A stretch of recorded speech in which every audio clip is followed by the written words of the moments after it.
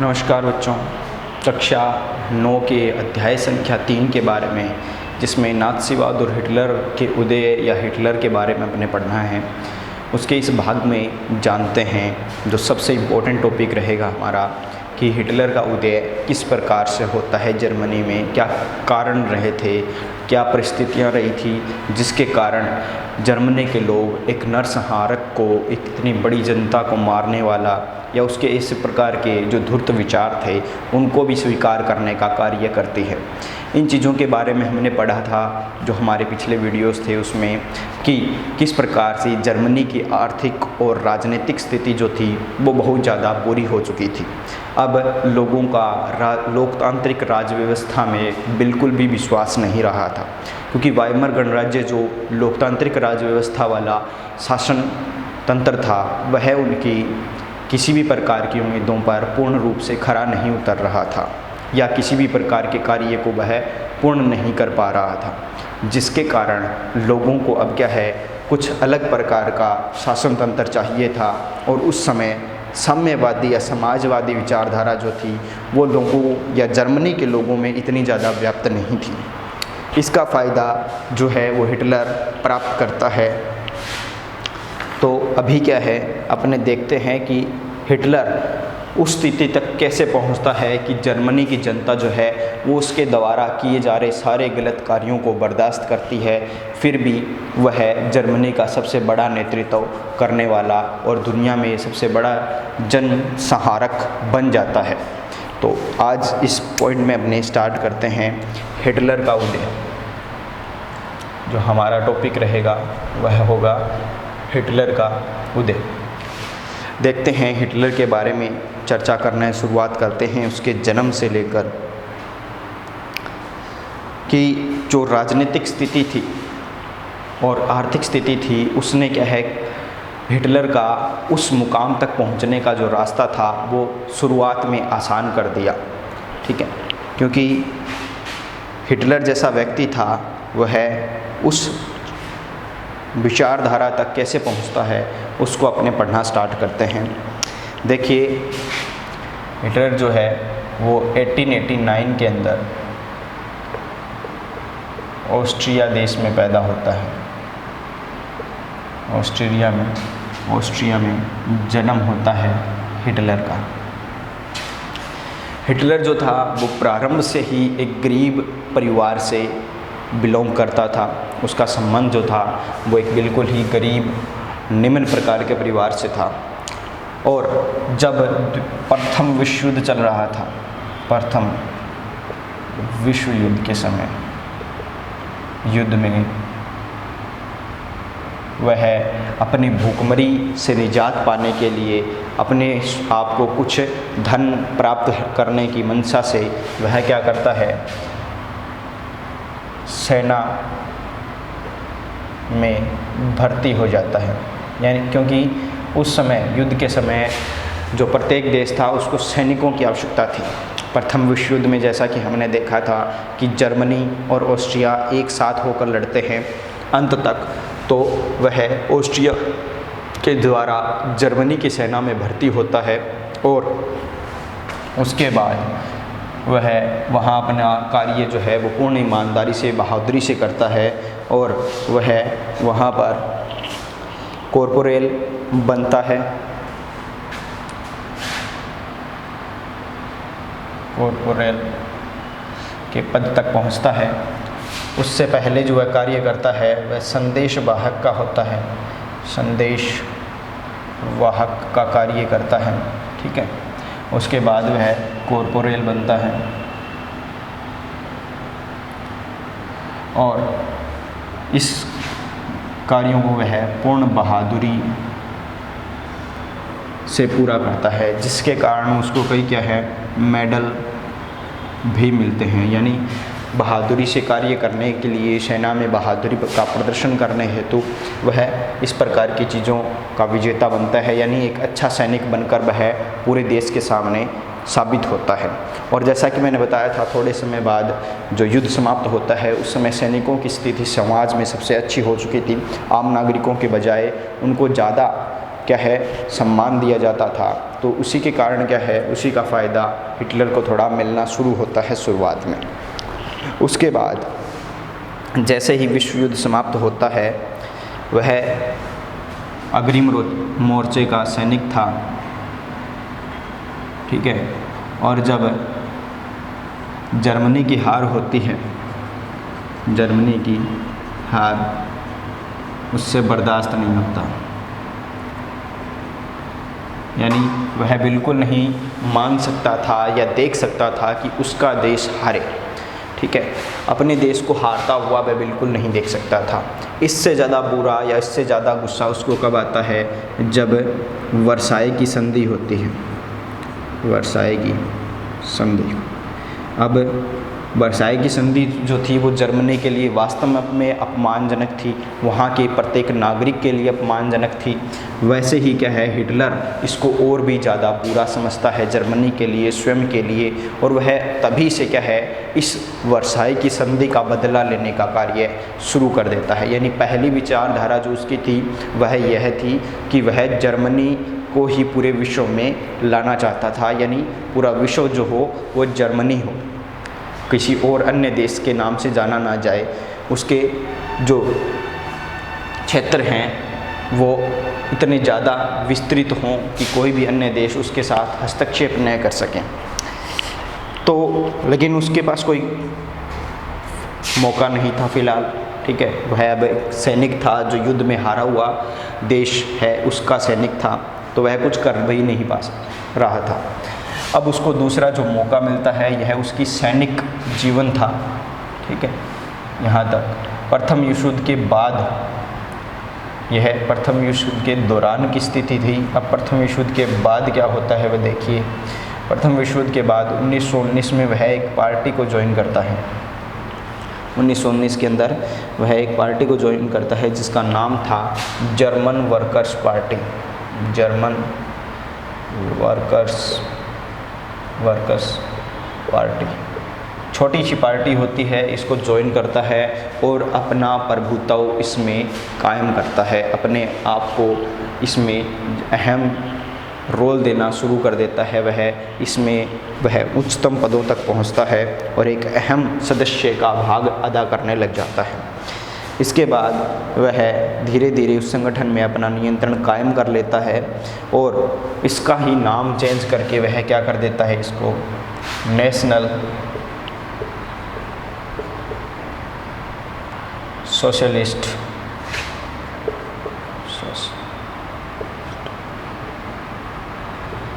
Party, यानी German workers party का ही नाम परिवर्तन करके यह उसका नाम नेशनल सोशलिस्ट पार्टी रख देता है, जो बाद में क्या है, सबसे फेमस नाम जो है इसका नाज़ी पार्टी के नाम से जानी जाती है। यानी इसने जो अपने राजनीतिक जीवन की शुरुआत की थी वह पार्टी जर्मन वर्कर्स पार्टी थी, उस पर नियंत्रण करना यह शुरू करता है और वहाँ से यह नेशनल सोशलिस्ट पार्टी उसका नामकरण नया करता है और उसी का बाद में नामकरण क्या हो जाता है, नाज़ी पार्टी। यानी इसने कोई पार्टियाँ चेंज नहीं की थी या इसने कोई समूह या संगठन स्वयं के द्वारा नहीं बनाया था। इसने क्या है, एक सहम समूह को या कह सकते हैं एक पार्टी को, एक संगठन को ज्वाइन किया, उस पर अपना नियंत्रण काबू किया और उसके बाद उसका ही नाम चेंज करके उसका नेतृत्व करना शुरू कर देता है।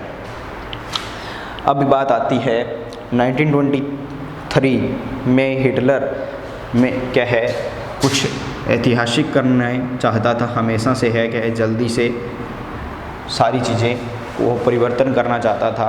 अब 1923 का दौर क्या है, थोड़ा आर्थिक स्थिरता का दौर था, तो उस समय जो हिटलर है उसके जो सपने थे वह पूरे नहीं हो पाते हैं। हिटलर क्या करना चाहता था, एक तो बवेरिया पर कब्जा, बवेरिया पर कब्जा, दूसरा यह बर्लिन पर कब्जा करना चाहता था, बर्लिन पर भी पूर्णतः कब्जा करना चाहता था। यानी क्योंकि जो बर्लिन क्षेत्र था वह लोकतांत्रिक सरकार के अंतर्गत आता था और वह उसको अपने हिसाब से चलाना चाहता था। इसके साथ साथ सबसे जो इम्पोर्टेंट था इसके लिए वह था सत्ता पर अधिकार प्राप्त करना। यानी सबसे पावरफुल जो सपना था वह 1923 में सत्ता पर अधिकार प्राप्त करना या बवेरिया पर कब्जा करना, बर्लिन पर कब्जा करना, यह सब कुछ वह चाहता था। लेकिन उस समय क्या है, ये तीनों योजनाएं जो हैं उसकी वो क्या रह जाती है, असफल रह जाती है। क्योंकि अभी तक क्या है, इतनी बुरी स्थिति नहीं हुई थी, हमने जैसा कि पढ़ा था, ठीक है, जो 1924 से लेकर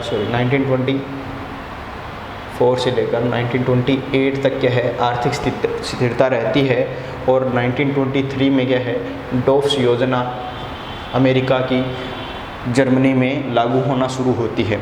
तो जिस समय क्या है, हिटलर इतना पॉपुलर भी नहीं था जो उसका सत्ता पर अधिकार हो जाता या सत्ता में वह प्राप्त कर लेता तो उसको क्या है, थोड़ा समय और लगता है। और यह जो इसके सपने थे वो एक समय के लिए पूरे नहीं हो पाते हैं। और जब वह इस प्रकार के कार्य करने की प्रयास करता है, जैसे बवेरिया पर हमला कर देता है, बर्लिन पर हमला करता है, तो इसके लिए उसको क्या है, देशद्रोही की सज़ा दी जाती है। देशद्रोही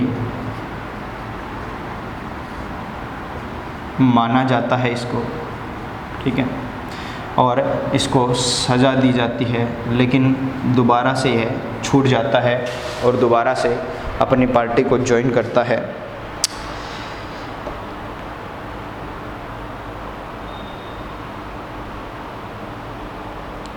नाज़ी राजनीतिक पार्टी जो थी वो 1930 के दशक में शुरुआती सालों तक जनता को बड़े पैमाने पर अपनी तरफ आकर्षित नहीं कर पाई थी। यानी जो 1930 का दशक शुरू होने वाला था उसके प्रथम 2 वर्ष तक क्या है, शुरुआत होती है इनकी, ये है आकर्षित करना शुरू करते हैं। उससे पहले क्या है, लोगों को यह आकर्षित नहीं कर पाते हैं। तो हमने क्या है, हिटलर के प्रारंभिक जीवन के बारे में जान लिया है। अभी वह किस प्रकार से जर्मनी पर कब्जा करता है उसको देखते हैं। तो उसकी पार्टी रहेगी नाज़ी पार्टी। नाज़ी पार्टी जो है वो 1930 से पहले कुछ नहीं कर पाती है, आकर्षित नहीं कर पाती है जनता को अपनी तरफ, अपने विचारों से उनको क्या है संतुष्ट नहीं कर पाती है। जिसके कारण क्या है, जो हिटलर का सत्ता को प्राप्त करने का सपना था वो अभी भी दूर था। लेकिन बाद में क्या होता है, महामंदी का दौर शुरू होता है 1930 में, ठीक है। और महामंदी के बाद क्या है, जनता जो थी वो वाइमर गणराज्य से दुखी हो चुकी थी। इसीलिए क्या है, नाज़ीवाद के लोगों ने एक जन आंदोलन का रूप ग्रहण कर लिया। यानी उन्होंने एक प्रकार का जन आंदोलन शुरू कर दिया। किसके खिलाफ?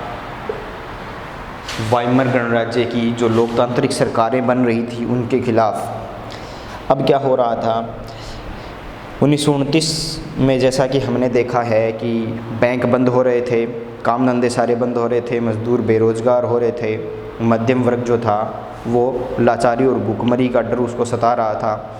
नाज़ी प्रोपेगेंडा ने लोगों में एक बेहतर भविष्य की उम्मीद दिखाई दी। जैसा कि मैंने आपको बताया था पिछली वीडियोस में कि अब जनता के पास ऐसा विकल्प नहीं बचा था कि वो वाइमर गणराज्य की लोकतांत्रिक सरकार में अपना विश्वास रखे। उनके पास ऐसा कोई ऑप्शन नहीं था, ना ही जो वाइमर गणराज्य की लोकतांत्रिक सरकारें बन रही थी वह कुछ कर पा रही थी, क्योंकि उनकी तो अपनी स्वयं की राजनीतिक स्थिति नहीं संभाली जा रही थी। वो अब स्वयं क्या है अपंग के रूप में सरकार बना रहे थे, लड़खड़ाती हुई सरकारें बन रही थी उनकी, जो जर्मनी की लड़खड़ाती हुई स्थिति को किस प्रकार से सुधार कर सकती थी, ऐसा उनके पास विकल्प बिल्कुल भी नहीं था।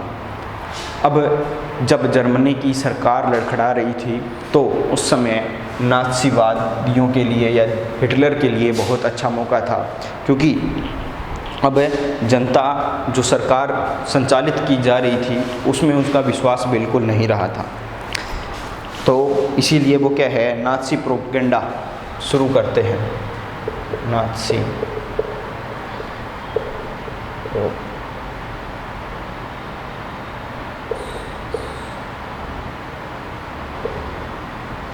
नाज़ी प्रोपेगेंडा शुरू किया जाता है और अपनी तरफ आकर्षित करने का कार्य शुरू किया जाता है। ठीक है, अब आकर्षित करना शुरू करते हैं तो वो उसके लिए क्या क्या करते हैं वो देखते हैं। सबसे पहले क्या है, 1929 की स्थिति देखते हैं जो नाज़ी पार्टी थी उसकी। ठीक है, नाज़ी पार्टी जो है 1929 में जर्मन संसद का नाम क्या था, राइक्सटॉग में क्या है चुनाव लड़ती है उसके लिए, और उसको क्या है मात्र 2.7% ही वोट मिलते हैं।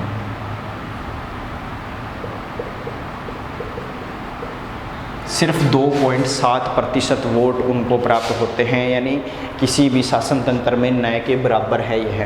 ठीक है, हालांकि उसके लिए काम आ सकते हैं, उसको शुरू कर सकते हैं, लेकिन उनकी स्थिति जो थी 1929 तक बिल्कुल निम्न थी। 2.6% मिलते हैं।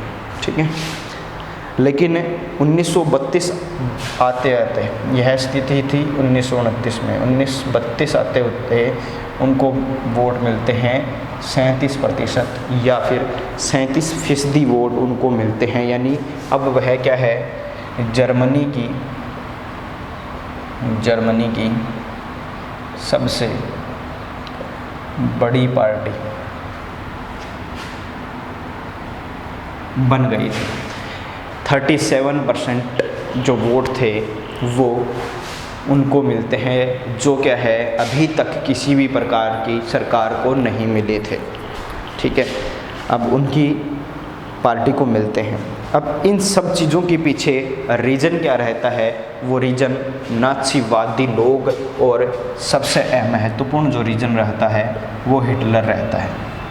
ठीक है, अब यहाँ पर अपनी चर्चा करते हैं हिटलर की विशेषताओं के बारे में कि हिटलर में ऐसा था क्या जिसके कारण जो पार्टी किसी समय में मात्र 2.6% वोट प्राप्त कर रही थी, वह मात्र 3 वर्षों में 37% वोट प्राप्त करने लग जाती है, सबसे बड़ी पार्टी बन जाती है। उसके पीछे क्या कारण रहता है, उनका जो नेतृत्व करने वाला है वह व्यक्ति ऐसा क्या सपना दिखा रहा है लोगों को जिसके कारण ऐसा हो रहा है।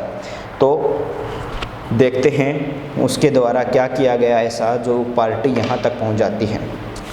अब सबसे इम्पोर्टेंट जो किसी भी नेता के लिए, नेतृत्व करने वाले के लिए रहता है वह क्या था,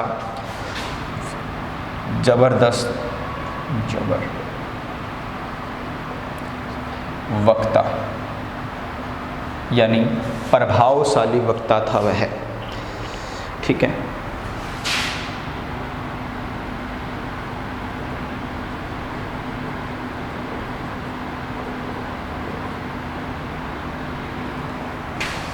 वक्ता का मतलब होता है भाषण देने वाला।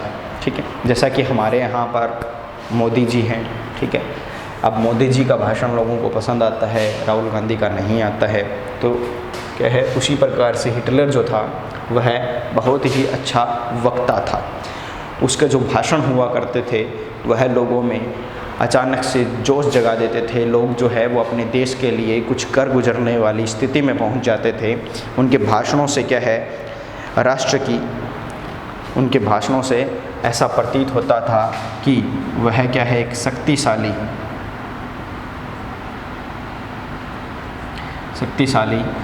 राष्ट्र की स्थापना कर देंगे। उनका जो राष्ट्र होगा वह क्या है बहुत ही मजबूत शक्तिशाली राष्ट्र बन जाएगा।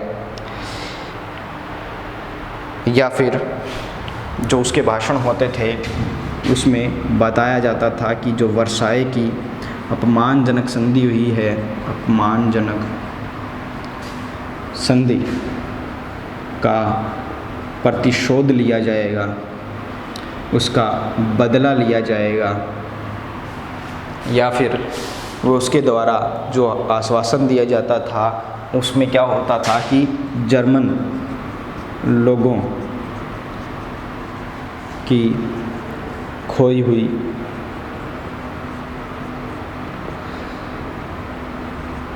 इज्जत वापस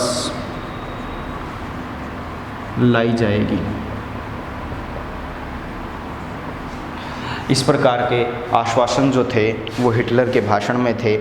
वह लोगों से क्या है वादा किया करता था कि बेरोजगारों को रोजगार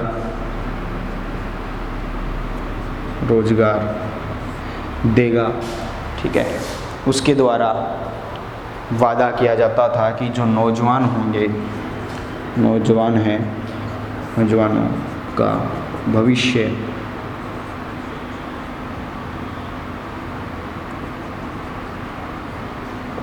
सुव्यवस्थित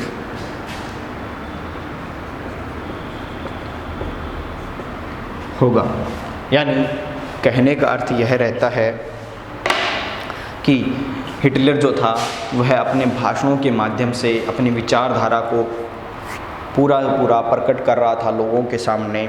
उनको वह इस प्रकार के सपने दिखा रहा था जो क्या है वह पूरे नहीं कर पाएगा भविष्य में, कि जो लोग हैं जर्मनी के जो आर्थिक रूप से दुखी हैं, जो अपमान से दुखी हैं, जो पहले विश्व युद्ध के बाद हुई वर्साई की संधि के कारण जो उनका अपमान हुआ है, उनकी बेइज्जती हुई है, उसके कारण बहुत ज़्यादा परेशान हैं। इसके अलावा जो बेरोजगारी है या जो भविष्य है नौजवानों का, उसका जो अंधकारमय भविष्य है, उनसे बाहर निकालने के सपने जो है वो उसके द्वारा दिए जा रहे थे। आश्वासन ऐसे दिए जा रहे थे कि वह प्रत्येक अपमान का बदला उसके द्वारा लिया जाएगा, प्रत्येक चीज़ का जो हिसाब है वह पूरा चुनकर उसके द्वारा लिया जाएगा। वह सब चीज़ों का क्या है मुँह तोड़ जवाब देगा। जो विदेशी साजिशें जर्मनी और जर्मन के लोगों के खिलाफ़ हुई हैं, जो इतनी बुरी स्थिति जर्मन के महान लोगों के खिलाफ़ हुई है, उन चीज़ों को वह बदला लेगा। ऐसा उसके भाषणों के द्वारा लोगों को चेताया जा रहा था, बताया जा रहा था, और लोग उसके द्वारा बहुत ज़्यादा आकर्षित भी हो रहे थे, क्योंकि वह लोगों को वास्तव में एक नया कल या नया सवेरा दिखाने वाला था। अभी देखते हैं, यह तो सिर्फ कार्य रहता है हिटलर का। उसकी जो पार्टी है वह उसके लिए या उसके प्रचार के लिए क्या करती है। तो यह तो हमने देख ही लिया कि जो हिटलर है वह राजनीति का एक नया प्रकार लेके आता है। वह समझ जाता है कि लोगों को गोलबंद करने के लिए जो आडंबर और प्रदर्शन करने चाहिए वो बहुत ज़्यादा अहमियत रखते हैं। ठीक है, वह लोगों को इस प्रकार के आडंबर करके दिखाता था जिससे जो देश है वो ताकतवर नज़र आए लोगों को, जिससे ऐसा लगे लोगों को कि हाँ हमारे देश में भी क्या है एक ताकत है, हमारा देश भी किसी भी प्रकार की शक्ति से लड़ सकता है। ऐसा वह लोगों को प्रदर्शित करता था और इस हेतु उसने अपने लोगों को समझा दिया था। और हिटलर क्या है भारी समर्थन दर्शाने के लिए लोगों को परस्पर एकता का भाव पैदा करने के लिए नाज़ियों से बड़ी बड़ी रैलियाँ, यानी नाज़ी पार्टी के सदस्य क्या क्या किया करते थे, बड़ी बड़ी रैलियाँ। किस लिए? ताकि ऐसा प्रदर्शित हो कि अब क्या है एकता का भाव है, वो एकता में पर से हैं, परस्पर उनमें सामंजस्यता का भाव है। या फिर इसके अलावा बड़ी बड़ी जनसभाएं, रैलियाँ उसकी पार्टी के लोगों के द्वारा की जाती थी ताकि लोगों को ऐसा प्रतीत हो कि अब क्या है जो सारी ताकत है वो इसी प्रकार के नेतृत्व करने वाले व्यक्ति में है। अब जो उनकी पार्टी का निशान था स्वस्तिक, लाल झंडे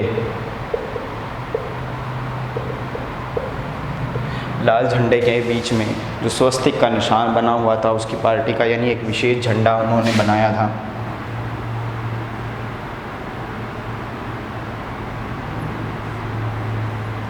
इस प्रकार से स्वस्तिक का निशान जो है, ठीक है, वो लाल झंडे के साथ या इसके अलावा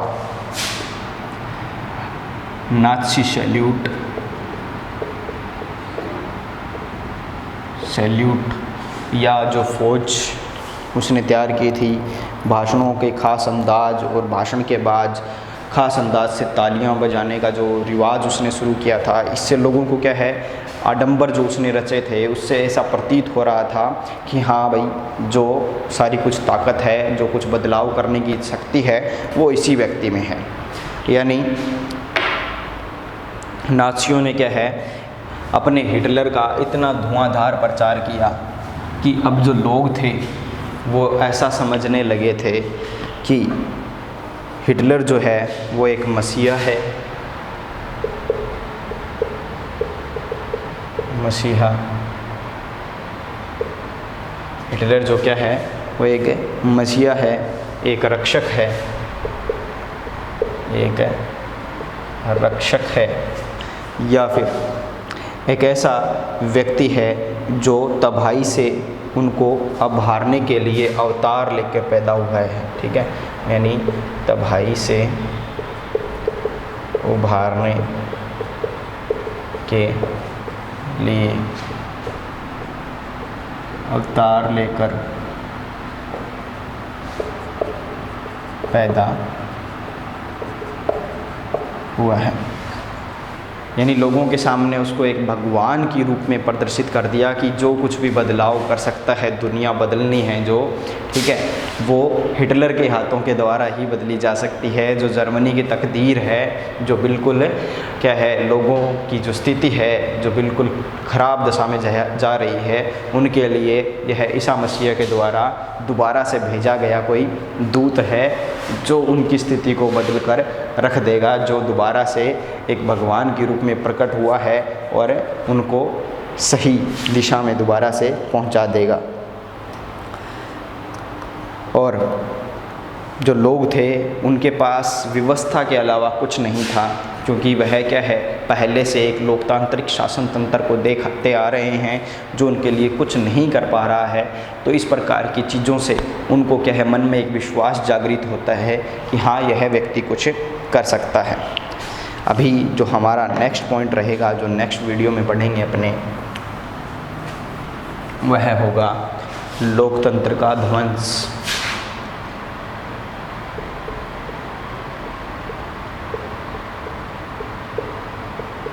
यानी जो हिटलर है वो लोकतांत्रिक पार्टी बनाकर, उसकी सरकार चुनाकर क्या है, किस प्रकार से उसी का फ़ायदा उठाकर अपने तानाशाही तंत्र को स्थापित करता है, किस प्रकार से लोकतंत्र का वह हत्या करता है, उसका ध्वंस करता है और बाद में अपनी तानाशाही चलाना शुरू करता है और जर्मनी को और ज़्यादा बड़े खतरे की तरफ पहुंचाना वह शुरू कर देता है, जिस बड़े खतरे को उसने, हिटलर ने स्वयं अग्रिम मोर्चे पर सेना के साथ देखा था, जो उसने उस समय की राजनीतिक और सामाजिक बुरी स्थिति को अपने देशवासियों के साथ जिया था।